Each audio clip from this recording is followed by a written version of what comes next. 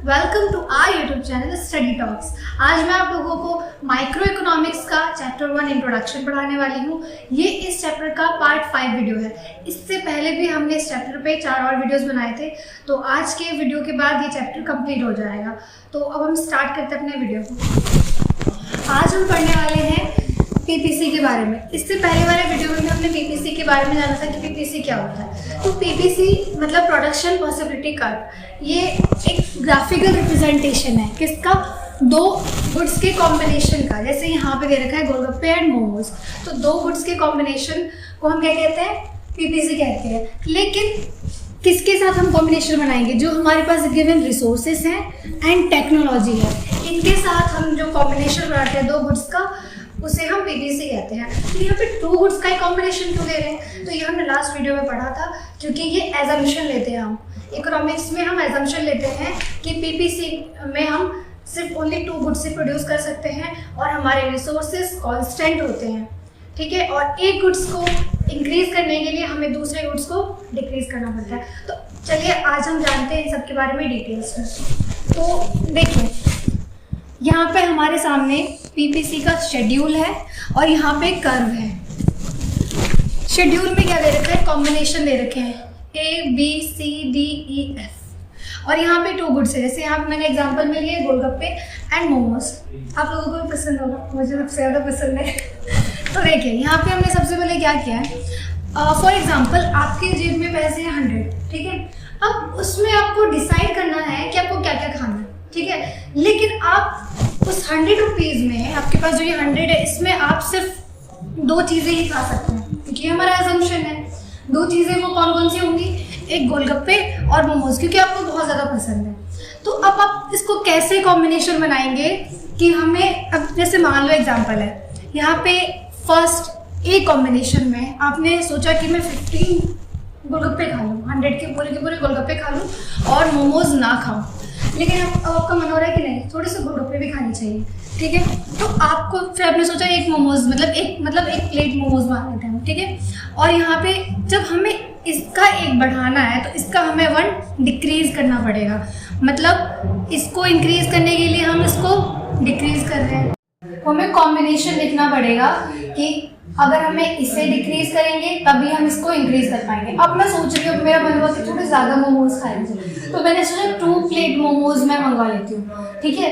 लेकिन उस 2 प्लेट मोमोज को खाने के लिए मेरे पास जेब में तो 100 ही है। मैं उतने में या तो ये खा लूँ या तो ये खा लूँ, ठीक है, या तो फिर दोनों को मिक्स करके खा लूँ, दोनों का कॉम्बिनेशन बना के। तो मैंने थर्ड कॉम्बिनेशन ये बनाया कि यहाँ पे मैं 12 गोलगप्पे खाती हूँ और यहाँ पे 2 प्लेट मोमोज खा लेती हूँ। फिर नेक्स्ट अब मेरा मन और बढ़ा, मैंने सोचा कि नहीं, थोड़े और ज़्यादा मोमोज मैं खा सकती हूँ, तो मैंने 9 का कॉम्बिनेशन बनाया। यहाँ पे 9 गोलगप्पे एंड 3 प्लेट मोमोज।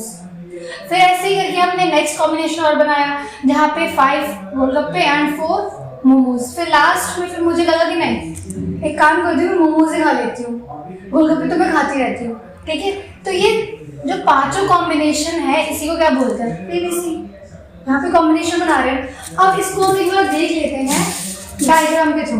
अब देखिए यहाँ पे कैसे है, 0 लेवल पे, जहाँ पे बिल्कुल 0 मोमोज खा रहे थे और यहाँ पे 15 गोलगप्पे था। एक तो ये कॉम्बिनेशन बन गया हमारा।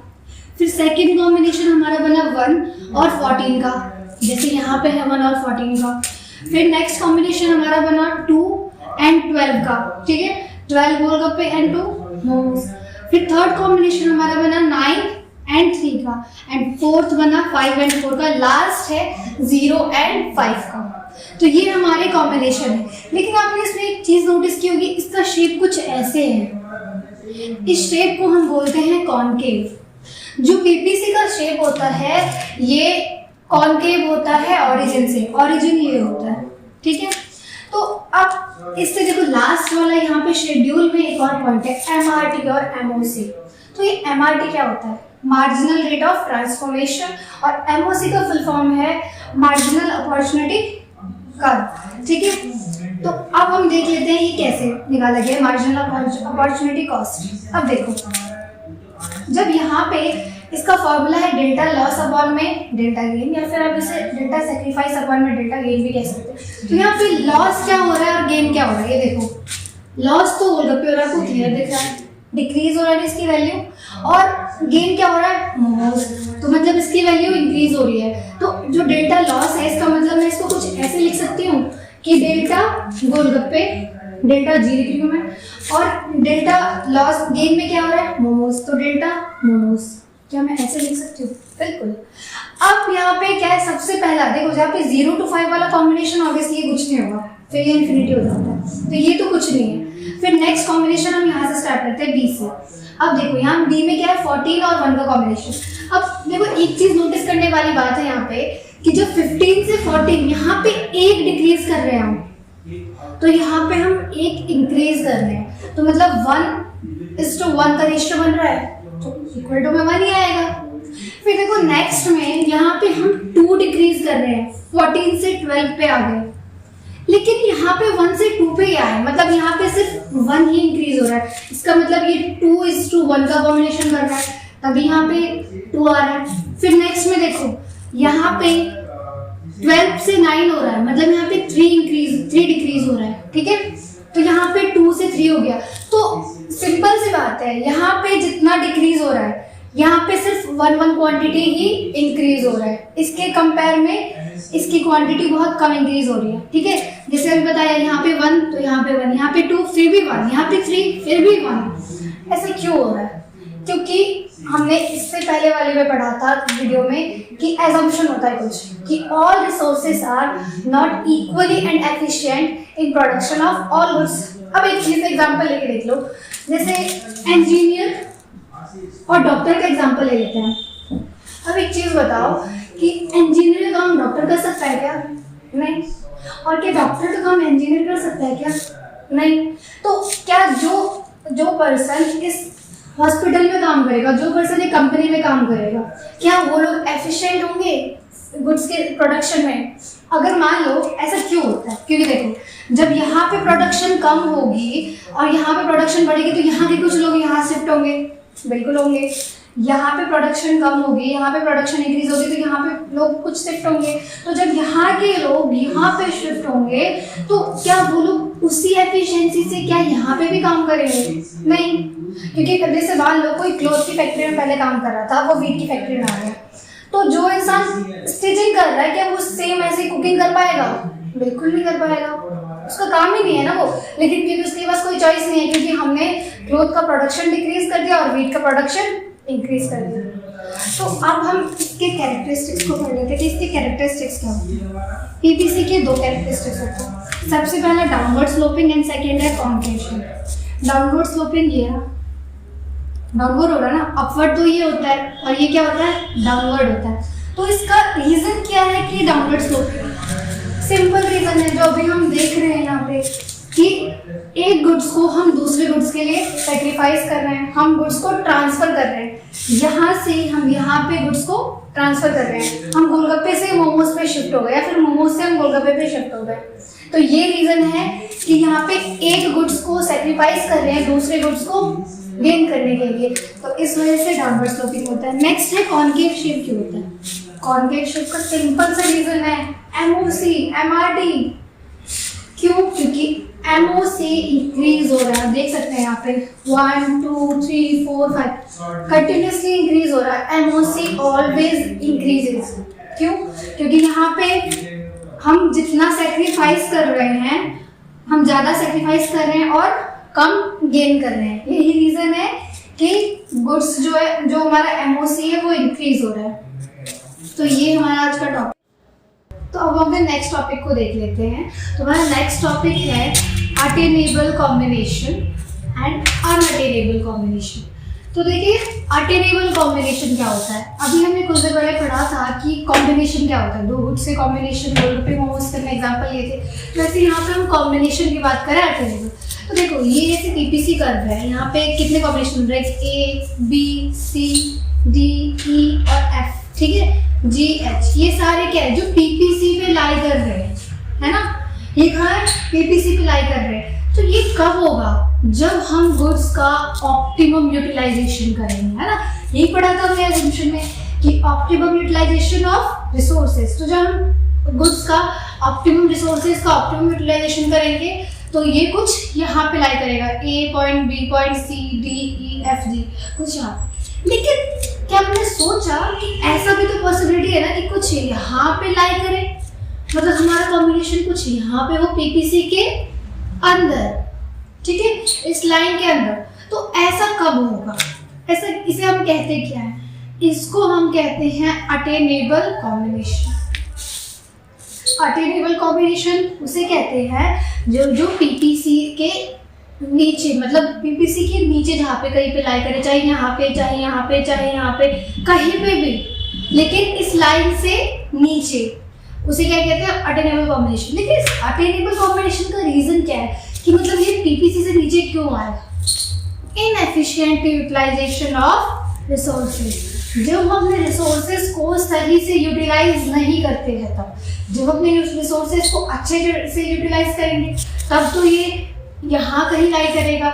लेकिन जब हम अच्छे से यूटिलाइज करेंगे ही नहीं तो फिर कुछ कहाँ पे लाई करेगा? इसके अंदर, इस लाइन के अंदर। लेकिन और क्या पॉसिबिलिटी हो सकती है? क्या ये इस लाइन के बाहर ये जो पॉइंट आई है, क्या यहाँ पे हो सकता है? अब इसे हम कहते क्या है? इसे हम कहते हैं अनअटेनेबल कॉम्बिनेशन। Unattainable combination. लेकिन क्या ये पॉसिबल है? नो, ये तो पॉसिबल ही नहीं है। ये क्या है? इम्पॉसिबल कॉम्बिनेशन है। अगर आपके जेब में 100 रुपए हैं तो क्या आप 1000 रुपए के खा सकते हो? पॉसिबल ही नहीं है ना? तो लेकिन ऐसा हो सकता है ना कि आपके जेब में 100 हो, आप उससे कम का खाओ, ये पॉसिबल है। लेकिन आपके जेब में 100 है, आप 1000 का नहीं खा सकते, ये इम्पॉसिबल कॉम्बिनेशन। इसी को हम अनअटेनेबल कॉम्बिनेशन कहते हैं। और ये कुछ यहाँ लाई करता है, लेकिन ये इम्पॉसिबल है, मतलब अनअटेनेबल कॉम्बिनेशन ऐसा कुछ होता ही नहीं है, ठीक है। क्योंकि हम जब रिसोर्सेज का बेस्ट, ऑप्टिमम वर्ड का मतलब क्या होता है? ये जो ऑप्टिमम वर्ड हम पढ़ रहे हैं यहाँ पे, इस ऑप्टिमम वर्ड का मतलब क्या होता है कि हम उसका बेस्ट यूटिलाइज करें। अगर आपके पास पैसे तो कभी भी जाओगे जेब में कुछ भी ले लूँ, आप एक ड्रेस लेने गए, अब हमेशा यही कोशिश करोगे कि मैं बेस्ट लूँ, जो मेरे लिए मतलब परफेक्ट हो। कहते हैं ना पैसा वसूल, मूवी नहीं है तो कहते हैं पैसा वसूल मूवी है, ठीक है। तो वैसा उसे क्या कहते हैं? Optimum utilization of resources.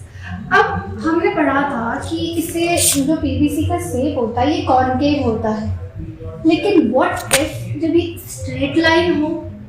क्या ये स्ट्रेट लाइन हो सकता है? और होगा तो कब होगा? ये स्ट्रेट लाइन तब होगा जब हमारा MRT कांस्टेंट होगा। कब होगा? जब हमारा MRT कांस्टेंट होगा। और हमने देखा था कुछ देर पहले, जो MRT था हमारा वो कुछ ऐसे जा रहा था, 1 2 3 4 5। ऐसा क्यों हो रहा था? क्योंकि हम एक गुड्स को ट्रांसफर कर रहे थे दूसरे गुड्स के लिए, एक गुड्स को सेक्रीफाइस कर रहे थे दूसरे को गेन करने के लिए। तो यहाँ पे MRT कांस्टेंट हो सकता है तब होगा जब हम इक्वली रखें, मतलब 5 मोमोज खा ले, 5 गोलगप्पे खा ले, 3 मोमोज खाए, 3 गोलगप्पे खाए, ठीक है, ये तब होगा। लेकिन ऐसा तो हो ही नहीं सकता, तो ये भी केस पॉसिबल नहीं है। लेकिन अगर कांस्टेंट होगा तो कब होगा? जब MRT कांस्टेंट। और MRT का तो कांस्टेंट होता नहीं, MRT ऑलवेज इंक्रीजेज। और व्हाट इफ अगर इसका शेप कुछ ऐसा हो, इसे हम कॉनकेव शेप कहते हैं, क्या ये पॉसिबल है? नो, डेफिनेटली नहीं। और लेकिन अगर ये पॉसिबल होगा तो कब होगा? ये तब पॉसिबल होगा जब हमारा MRT डिक्रीज होगा। हमने तो पहले पढ़ लिया कि MRT डिक्रीज हो ही नहीं सकता, तो ये भी पॉसिबल नहीं, ठीक है। तो अब हम जान लेते हैं, हमारा लास्ट टॉपिक है, ठीक है। अब हम पढ़ेंगे shift in PPC and movement in PPC. तो शिफ्ट क्या होता है? देखो एक बार हम देख लेते हैं शिफ्ट क्या होता है। देखो मैं कुछ यहाँ पे समझा दे रही हूँ आपको। जैसे ये हमारा पीपीसी है, ये एक्स एक्सिस का, ये है एक्स एक्सिस, यहाँ पे हम गुड एक्स मान ले रहे हैं, यहाँ पे हम गुड वाई मान ले रहे हैं, ठीक है। अब यहाँ पे जो ये वाली लाइन थी, इसको तो हम कहते हैं यहाँ पे ऑप्टिमम यूटिलाइजेशन ऑफ रिसोर्सेज हो रहा है, ठीक है। हम कहते हैं कि इसके अंदर यहाँ पे ये अटेनेबल कॉम्बिनेशन होगा, यहाँ पे अनअटेनेबल कॉम्बिनेशन होगा, और यहाँ पे कहीं लाई करेगा तो फिर वो क्या कहलाएगा? Optimum utilization of resource. तो इसे हम पीपीसी कहते हैं, पीपीसी का। तो क्या ये पीपीसी यहाँ से कुछ यहाँ पे शिफ्ट हो सकता है? राइट वर्ड शिफ्ट हो सकता है? अगर आगे की तरफ कुछ शिफ्ट हो सकता है। कब होगा ये राइट वर्ड शिफ्ट? कब होगा ये? आगे की तरफ को कब बढ़ेगा? क्योंकि यहाँ पे तो हम इस लेवल पे ऑलरेडी रिसोर्सेज का बेस्ट यूटिलाइजेशन कर चुके हैं, जिसे हम ऑप्टिमम यूटिलाइजेशन ऑफ रिसोर्सेज कहते हैं। तो यहाँ पे ये कब होगा? ये तब होगा जब जो हमारे टेक्नोलॉजी होंगे वो एडवांस हो जाएंगे, ठीक है। जब हमारे टेक्नोलॉजी एडवांस हो जाएंगे, जैसे पहले के टाइम में कीपैड वाला फोन हुआ करता था, और अब क्या होता है? अब होता है हमारे लिए आईफोन हो गया, स्मार्टफोन आ गया है टच स्क्रीन वाले, ठीक है। तो अब एडवांस हो गई टेक्नोलॉजी और ग्रोथ ऑफ रिसोर्सेज, और हमारे पास जो रिसोर्सेज और इंक्रीज हो, हम ज़्यादा से ज़्यादा प्रोडक्शन कर सके, तब क्या होगा? हमारा जो ये पीपीसी है कुछ ऐसे राइटवर्ड शिफ्ट होगा। तो ये तो पॉसिबल है ना, गुड्स तो इंक्रीज हो सकते हैं ना, रिसोर्सेज हमारी टेक्नोलॉजी तो एडवांस हो सकती है ना, जैसे जैसे ग्रोथ होगी। और 15 जब 2050 आएगा ना, तब और ज़्यादा रिसोर्सेज एडवांस होगी, शायद रोबोट का जमाना, ठीक है। तो फिर ये पीपीसी आगे मूव हो, लेकिन ऐसा भी तो पॉसिबल है कि ये कुछ इनवर्ट शिफ्ट हो। अब मैं शो रहे होंगे कि यहाँ पे तो हमने कहा था कि यहाँ पे हो सकता है, लेकिन बाहर अटेनेबल कॉम्बिनेशन, वो हम कॉम्बिनेशन की बात कर रहे थे कि इसके बाहर कोई कॉम्बिनेशन बन सकता है, लेकिन राइट वर्ड शिफ्ट हो सकता है। लेकिन अब देखो यहाँ पे जब रिसोर्सेज हमारे बढ़ेंगे, अब आपके पास 100 रुपये थे, यहाँ पे मैंने एग्जांपल लिया था 100 रुपये का, तो आप 100 से 1000 स्पेंड नहीं कर सकते। लेकिन अगर आपके पास 100 है, अब आपके पास 1000 आ जाए, मतलब मम्मी ने आपको पॉकेट मनी अब पहले पिछले मंथ आपको 100 दे रही थी और इस मंथ आपको 1000 दे रही है, तो अब तो आप स्पेंड कर सकते हो ना ऑब्वियसली। तो उस केस में राइट वर्ड शिफ्ट हो जाएगा। लेकिन ये लेफ्ट वर्ड में तो शिफ्ट हो सकता है, लेफ्ट वर्ड शिफ्ट में तो हो सकता है। लेफ्ट वर्ड शिफ्ट कब होगा? जब आपके रिसोर्सेज डिक्रीज हो जाए। जैसे अभी पैंडेमिक में क्या हो रहा है कि रिसोर्सेज डिक्रीज हो रही है, ठीक है। जैसे आप सुन रहे होंगे कि ऑक्सीजन की कमी हो रही है, ठीक है, हॉस्पिटल में बेड्स नहीं है, तो ये सब क्या हो रहा है? रिसोर्सेज का डिक्रीज होना ना, टेक्नोलॉजी डिक्रीज हो रही है ना, degrade of technology, degradation of technology and decrease of resources. इस रीजन से क्या होगा? अब हमारा जो इकोनॉमी होगा, जो पीपीसी पर होगा, वो कुछ इनवर्ड आ जाएगा। तो अभी करंट सिचुएशन में हमारी इकोनॉमी कुछ यहाँ लाइक कर रही है, ये थर्ड वाले सिचुएशन में। ये है फर्स्ट वाला जहाँ पे ऑप्टिमल यूटिलाइजेशन होता है, ये है सेकंड जहाँ पे हम राइटवर्ड शिफ्ट होता है, और ये है थर्ड जहाँ पे इनवर्ड शिफ्ट होता है, ठीक है। तो ये हमारे टॉपिक्स हैं। अब हम लास्ट टॉपिक देख ले रहे हैं, मूवमेंट।